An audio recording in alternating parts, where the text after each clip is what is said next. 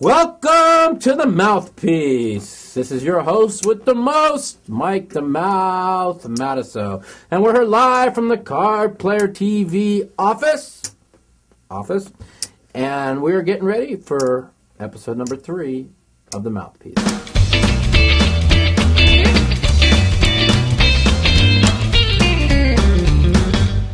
Welcome to the Mouthpiece. We're back from Los Angeles.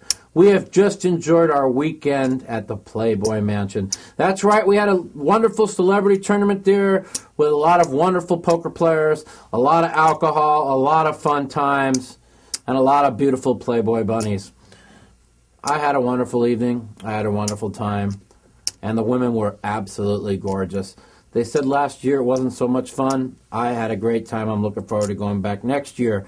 I got a chance to feed a monkey. Literally, this little monkey about this, about this big with little eyes, little ears, like came up and took a grape out of my hand. Because I got a zoo at the Playboy Mansion. Just in case you thought it was all about heft and about the beautiful women and everything. No, they have a zoo. That's right. They have big peacocks. Yeah, I like that word, peacock. And they have monkeys and they have bunnies. The tournament. Let's talk about the tournament at the Playboy Mansion. It started off a little bit rough for me. I started shoving in every hand. It was pretty fun. I was drunk. I built my chips to about 11,000. Then I picked up 3 real hands, lost 3 straight coin flips. Out the door I went. And I didn't get a seat to the World Series. It sucks. But it was a lot of fun. I got to meet, I talked to John Cheadle. I got to talk to Sean Marion of the Phoenix Suns, a fellow Las Vegas basketball player. That was kind of cool. It was kind of weird being at this place because, you know, all these beautiful women walking around there, and everybody wanted Mike the Mouth pictures. I don't understand it. I want pictures of all the hot women. They want Mike the Mouth pictures. Anybody wants to get a picture of Mike the Mouth getting fed a grape? There it is. There it is. There, live on the Mouthpiece. There we go. There you go, buddy. There you go. My turn. All right. Can I? Yeah. Great poker player. That's right. Pictures live, Mike the Mouth.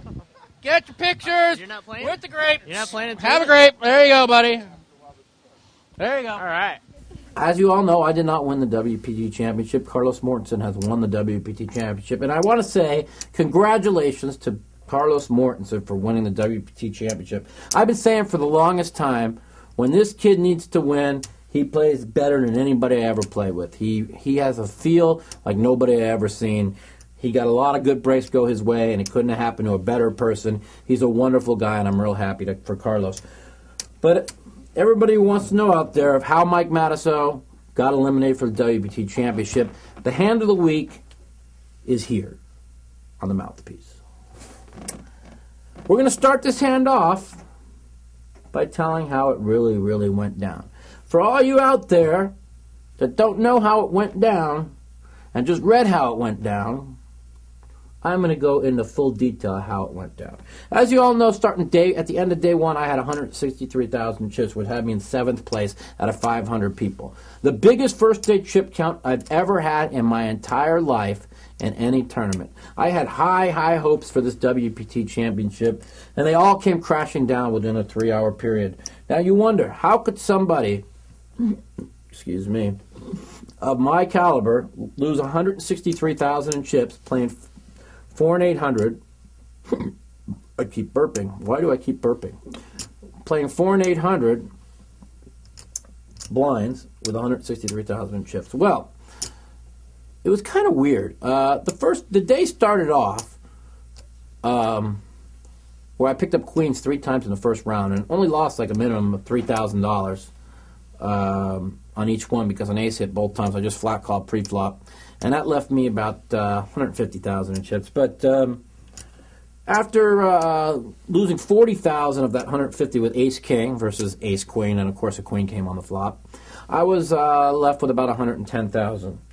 After a few mistakes and a few breaks that went my way, I had gone down to 75,000 and back up to 110,000 in chips. And I thought that I had been playing very average and making quite a few mistakes, not like me, but I also felt I was running kind of unfortunately lucky when the hand of the week came up.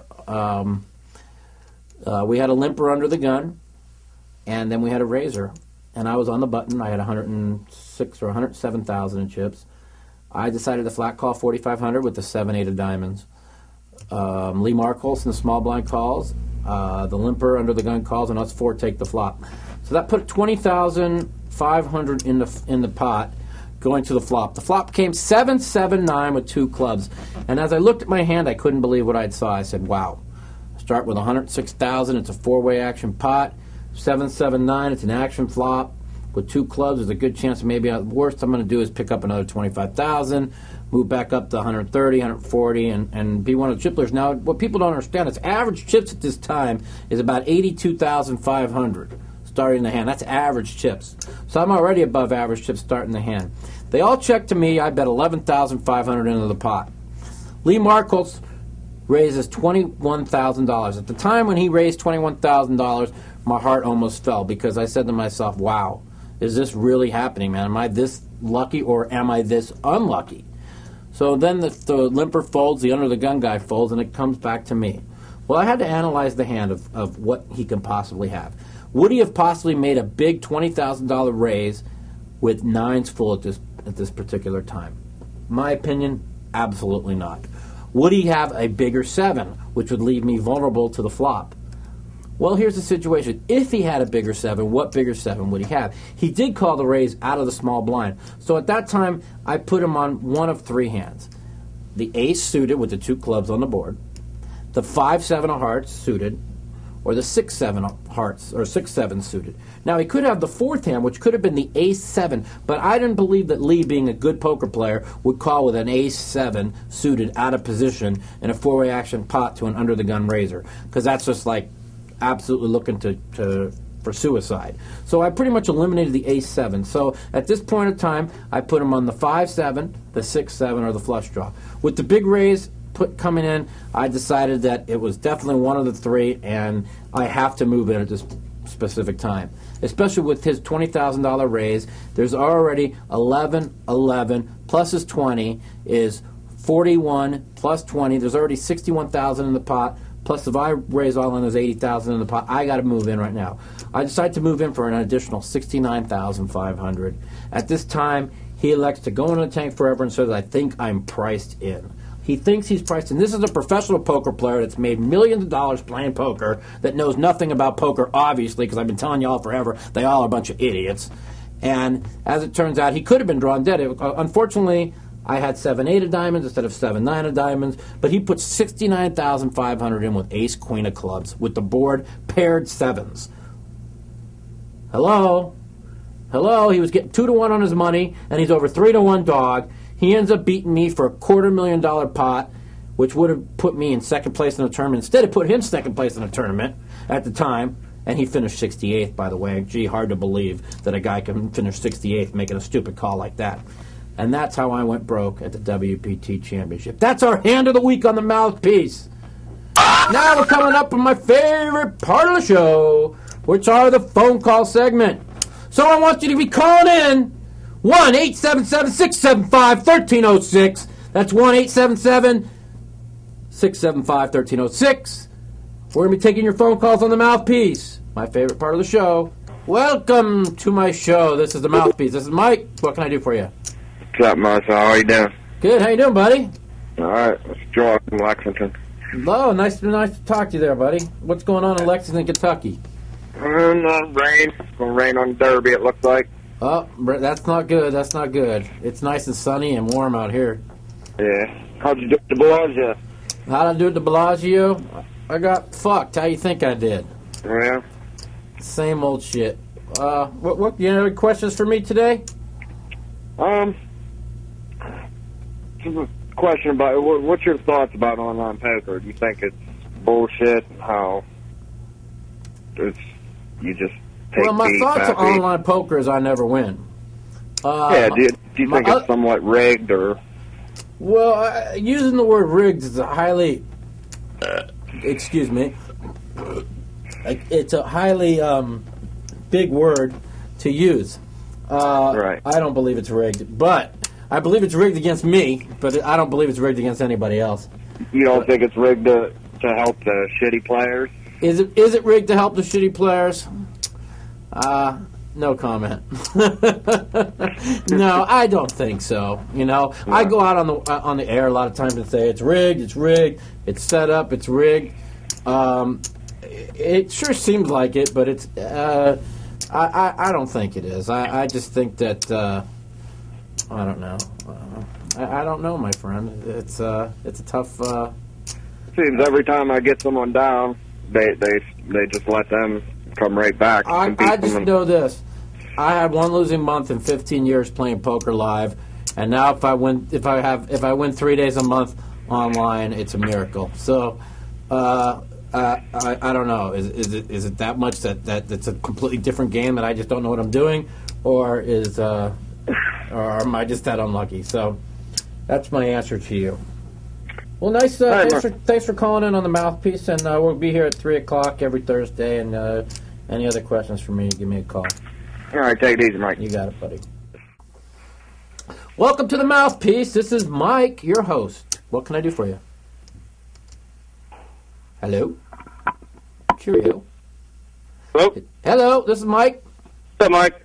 Hey, what are you doing? Who's this? Scooter from Louisville, man. I've watched you on TV all the time. I was just wondering what your top 3 favorite pocket cards are to play. My top 3 favorite pocket cards are to play. Your 2 down cards. All right, well, 2 aces is number 1. Yeah. 2 kings is number 2. And 2 queens is number 3. But we're going to go ahead and go out on a limb just for you and say my third favorite hand is the King 9 of Diamonds, only because I won the Tournament of Champions with it, and it seems to be a very lucky hand for me. You know, Doyle Brunson in his book says only a moron plays King 9. He's 100. If you read Super System, he's right. Only a moron plays King 9.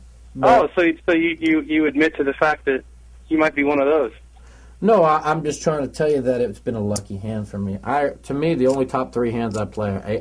You asked me a question. I said aces, kings, and queens. Oh, I agree with you. All right, man. That's all I have for you. That's about it. Anything else you'd like to talk about? No, man. I kind of called you on a whim. Didn't have much to think about. But. Well, I appreciate you calling, and anytime you want to call, we're here at 3 o'clock every Thursday, and we're taking everybody's phone calls from about 3 to 3:30. Sweet, man. Thanks for your time. Take care, man. Bye. Yep, later. Mike here.